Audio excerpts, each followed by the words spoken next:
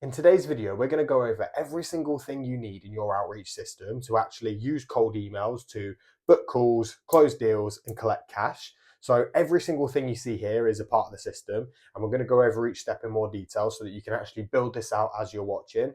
And the reason why this works over every other outreach system you've probably seen before is because this allows you to track every single part of it. You know, if you can track something, then we can obviously analyze the data. If we can analyze the data, we can identify bottlenecks. And if we can identify bottlenecks, we can fix bottlenecks. And obviously, it's just a case of taking action, finding what you need to fix, fixing that thing, taking action again. And the quicker you can go through that loop, the quicker you're going to succeed and land some clients. Okay, so the first part of this system is prospecting. Now, obviously, everyone knows that you've got a prospect, but we want to systemize this. So where do you prospect? What keywords are you searching to prospect? Okay, so I recommend every single person to pick the same traffic source for your outreach campaign because, you know, in order for us to be able to find bottlenecks, we have to be able to analyze, you know, if the prospects are good prospects. Are you going for small fish? Are you going for big fish? Okay, so where are you prospecting? How are you prospecting? Do you have a list of key search terms you're searching for over and over again? Are you doing that on the same platform, or are we changing platform every single time? Because the more that we can keep all of this systemized in the same, the more we can track it and the more we can analyze, obviously, the bottlenecks and find where to improve. Okay, so are you prospecting on Facebook ads library? Are you prospecting on YouTube? Like, what is your traffic source? Get clear on that first. And then, in order to be able to prospect in a consistent way where we can reflect back and analyze on whether the prospects were good or not, we need a qualification process. So I have a 8-question Google Doc that I run every single prospect through to qualify them to see if they're worthy of going on my prospecting sheet. You know, so this needs to be relevant to your offer. If you're running if you're offering ads, then obviously maybe they need a minimum ad spend. You know, maybe they need a proven offer. Maybe they need an amount of followers. Whatever this is, create the same doc, the same Google Doc, the same questions, the same sheet that you run every single prospect through so they're all qualified in the exact same way. Okay, once we've done that, we've got the same prospecting traffic source. We'll qualify in every single prospect in the exact same way. We need a hand raiser email/DM. Now, I'm going to be going over this as if it's email outreach, but all of this is applicable to any form of cold outbound. I just think the most popular one right now is email. Okay, so this hand raiser email, we've got to be able to catch their attention. We've got to be able to show them that it's personalized. We've got to highlight a solvable opportunity. We need to show some social proof and credibility to say that we're actually, you know, walking the walk and not just talking the talk. And we need to do this in a way that isn't going to get us categorized with every single other person doing outreach out there. You know, so if you're in any, you know, low ticket communities right now, I'm sure you're all using the same templates. I'm sure you're all sending very similar emails or reviewing each other's outreach. And that's the opposite of what you want to do. We want to stand out. We want to be like a flashbang in their inbox that they can't ignore. Okay, so this hand raiser email or DM, like I said, it needs to come with real value and highlight a solvable opportunity so that there's obvious next steps. Because if you highlight a solvable opportunity, so let's say, hey man, I noticed that your landing page isn't converting as it should be. You know, I recommend testing this headline, and this headline. Interested to see, you know, the data, let me know.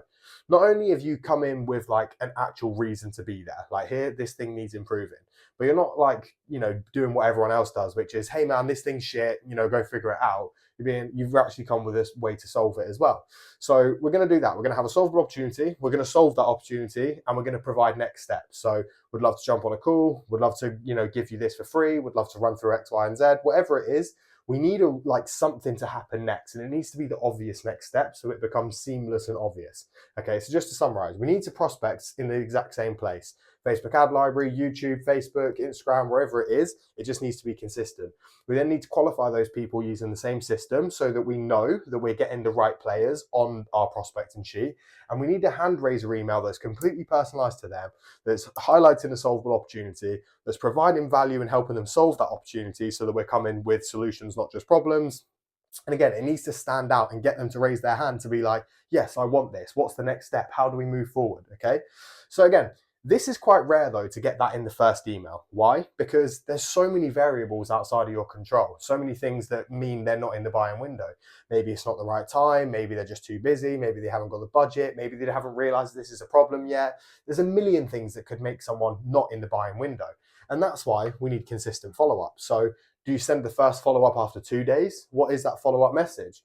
Do you send the second follow-up after 4 days? And what's that follow-up message? So again, Scripting follow-ups, I think, I would really recommend against it. Sure, you can have some rough sort of outlines and structures, but they need to be relevant to the email that you've sent. And again, if these are personalized to every single prospect, then there's no way of having the same follow-up for every single person, because it needs to be relevant and specific to this person. So a good follow-up adds to the first conversation. Maybe it gives the thing you were talking about here. Maybe it, shows another solvable opportunity. Maybe it attaches more credibility. Essentially, you need to think of all of the reasons why someone may not have, raised their hand after this first email, and then cover this in the follow-up. So maybe this is showing proof of, you getting a similar result for another client. Maybe this is just you sharing a testimonial of what another client said. Maybe this is you giving them the thing that we said. It could be a bunch of different things, but the more personal and the more human you are with this follow-up, the more success you're going to get. And I promise you that I'm working with one of my biggest clients right now, who doubled my retainer after my first month with him, came after 8 months of follow-ups. I had the initial conversation and phone call with him, and it was only 8 months later of me sending results, adding value, giving him help. 8 months later, he's now my biggest client. So don't sleep on follow-ups. Some people say follow up until they say no, or until they die. So unless they're telling you to fuck off, you can keep following up. People are busy. People won't see every single email. So as long as you're adding with value, you're coming as like a human, I don't see a problem in constantly following up. But again, we're not going to do it day after day after day. Maybe you do it 2 days after, and then 4 days after, and then 7 days after, but we want to track all of this. How do we track all of this? You need a centralized dashboard. Now, a dashboard isn't just sent 4 emails, it's like, no, we want visibility on everything. So I have my prospects, my qualification, my first email, my follow-up emails, my gig applications, the calls I'm jumping on. I have all of this inside one spreadsheet. And then I have a dashboard that breaks all of it down. So I can see in September, I sent 20 emails, I got 2 replies, I got 1 on a call, and I got no closes. So then we can like extrapolate this out, see the data, and be like, okay, well, if I send 20 emails, I get 1 calls with no closes. Or if I get on 5 calls, I get 2 closes. So, for me to get 2 clients, I need 10 calls. In order to get 10 calls, I need to send 100 emails. And it just becomes a game of maths, okay? So a dashboard is, what keeps all of this together. This is the backbone, this is the glue, and this is the part that most copywriters are missing. So if you're working with a big 8-9 figure client, they have their growth master sheet tracking everything. So why don't you? You need to treat yourself just as much as a business as your clients do, okay? And the reason why this is super important is because you're not going to get this right on the first time. Things change as well. One outreach message might work 1 month and then change the next. Or maybe you're noticing you're getting a bunch of calls booked from gigs and not as much from outreach. And so in order for us to do the last step, which is to reflect and optimize, we have to have a dashboard to be able to reflect on all of this. So, how are the prospects going? Were they A players or not? Were they big fish? Were they small fish? Or maybe they looked like A players, but I didn't qualify them properly. And so my qualification process needs fixing. Or maybe like this stuff's all good, but my email isn't getting attention. And, maybe my open rates are only 20%. So in order to increase the amount of calls and all of this, I need to increase my open rate, which means I need a new subject line. You see how all of this just works and gets better the more I can reflect and optimize. Okay, so don't expect to just write one like outreach email and all of a sudden have everything sorted. You need all of this working together. And the only way we can make all of this work is by taking action, getting feedback, reflecting and optimizing that, and taking action again. All right, now, if you want me to build this for you, if you want me to keep you accountable on all of your KPIs so you can actually hit this consistently week on week, and if you want me to reflect and optimize on your data with you, then feel free to just book a call using the link in the description. This is exactly what I do for my one-on-one copywriting clients, and that's what allowed them to get results like the ones you're seeing on screen now.